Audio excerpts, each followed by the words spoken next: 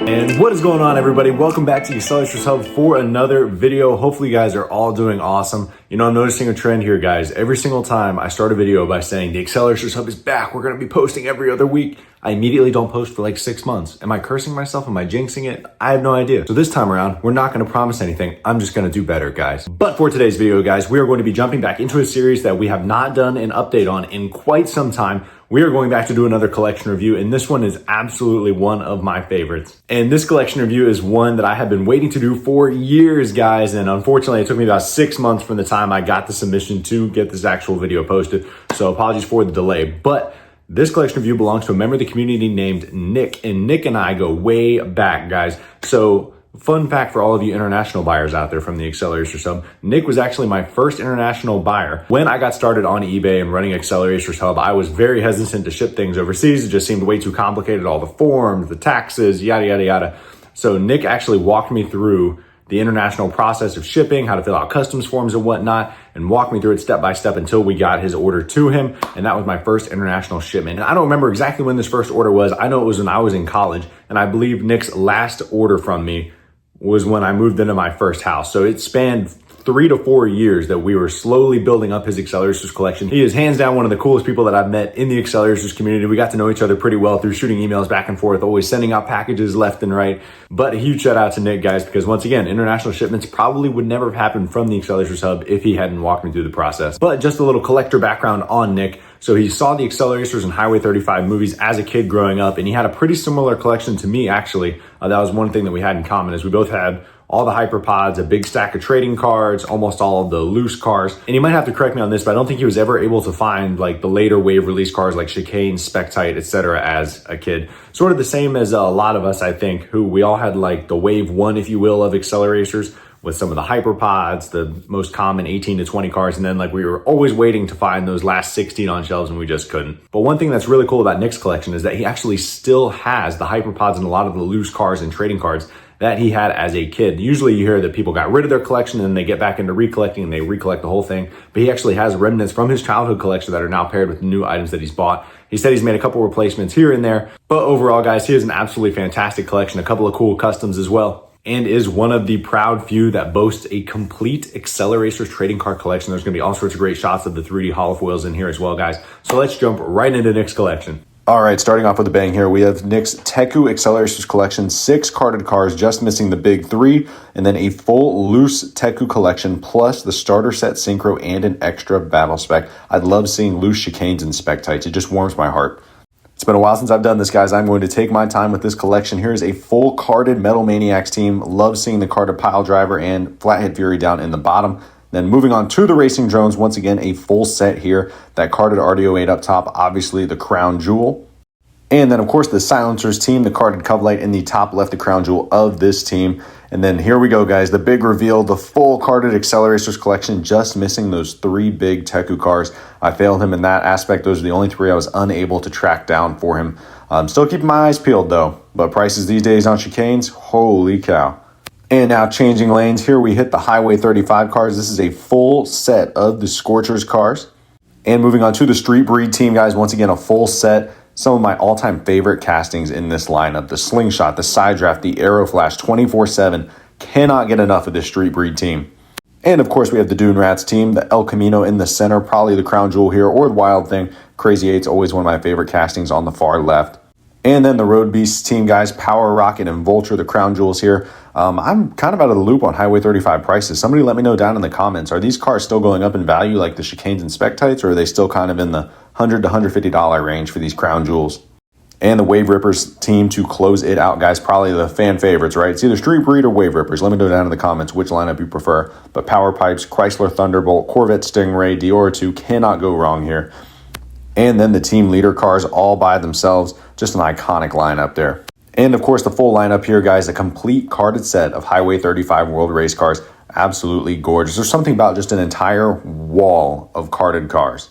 And one of everybody's favorites, we got to take a closer look at the Slingshots. We have the Street Breed Slingshot and a custom Teku Slingshot. And moving on to some loose Acceleracers cars, guys. Here's the Metal Maniac set with some duplicates. Love seeing the Flathead Fury and Pile Driver. Moving on to the Teku, obviously we saw a sneak peek of these earlier. Chicane, Reverb, Spectite, absolutely gorgeous.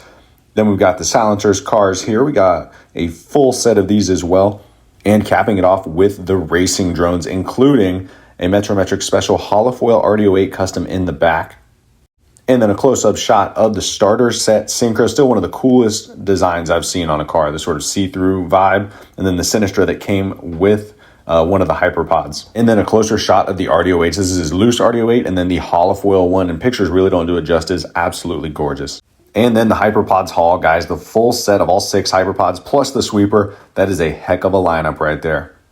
And then a generational shot here with the old school Acceleracers cars, the custom slingshot, and then the Teku Dioratus in the back. Now moving on to the Acceleracers TCG, guys, here are some great close-up shots of his Acceleracers card collection.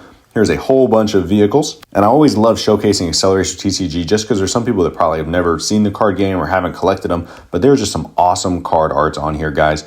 Here's some of the realm cards, which are probably the fan favorite cards here. Just seeing all the different realms they race through is unbelievable.